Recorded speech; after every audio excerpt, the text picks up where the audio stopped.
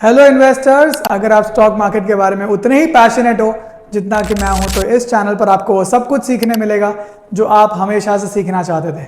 आपको सिर्फ सब्सक्राइब करना है और इन सारी वीडियोस को नोट्स बनाते हुए देखना है, क्योंकि आप एक सक्षम इन्वेस्टर बन सकते हो, इसका मुझे पूरा विश्वास है। तो आज का पहला टॉपिक है कि स्टॉक्स होते क्या हैं। तो अगर आपने कभी ये वर्ड सुना हो स्टॉक्स या फिर शेयर्स, तो बेसिकली ये शेयर जो है कहीं ना कहीं ये एक हिस्सा है। यानी लेट्स से अगर ये कंपनी है, ठीक है, this is a company. Company का जो ओनर है ना, वो इस पूरी कंपनी को नहीं बेचेगा, उससे कुछ अपना ओनरशिप भी रखना है। तो वो क्या करेगा, कंपनी को कुछ हिस्सों में बांट देगा। लेट्स से उसने इतना हिस्सा 60% अपने पास रखा, उसको हम बोलेंगे प्रमोटर, और रिमेनिंग हिस्सा उसने कई सारे टुकड़ों में बांट दिया।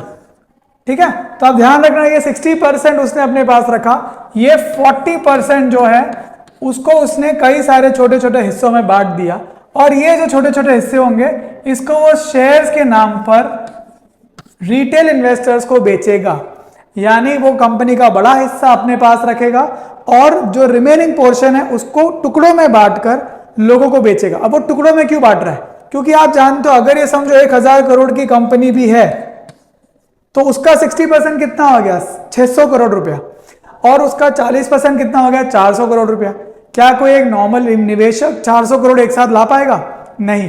पर वही अगर उसको लेट्स से 400 करोड़ को उसने 10,000 या फिर 1 लाख शेयर्स में डिवाइड कर दिया, तो उसका जो यूनिट साइज हो जाएगा वो छोटा हो जाएगा। यानी आपको लेट्स से अगर आपने 400 रुपए के भाव का शेयर या फिर इवन 40 रुपए के भाव, कभी कभार इवन 4,000 के शेयर्स भी आप बाय कर पाओगे, पर आप एक साथ 400 करोड़ के शेयर्स तो बाय नहीं कर पाओगे।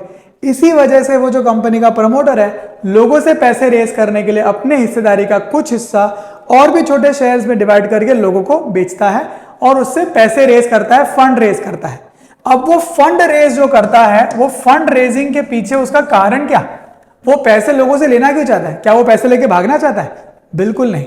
देखो, जब कोई प्रमोटर को पैसे की जरूरत पड़ती है, या तो वो बैंक से ले सकता था, पर अगर वो बैंक से लेगा तो उसे क्या चुकाना पड़ेगा, उसे चुकाना पड़ेगा ब्याज। और आपको तो पता है ब्याज की इंटरेस्ट रेट्स बढ़ती रहती है, कहीं ना कहीं ये बहुत रिस्की भी हो जाता है उसके लिए। पर वही अगर वो हिस्सेदारी बेचेगा तो उसे सामने कुछ प्रॉमिस नहीं करना है, उसे इंटरेस्ट कोई देना नहीं है, बस उसने स्टार्टिंग में पैसे ले लिए और फिर लोगों को शेयर्स बेचे। जब कंपनी ग्रो होगी तो उस शेयर्स के होल्डर्स को कंपनी के शेयर प्राइस बढ़ने का मुनाफा मिलेगा या बेनिफिट मिलेगा। इसी वजह से शेयर्स को बनाकर बेचा जाता है।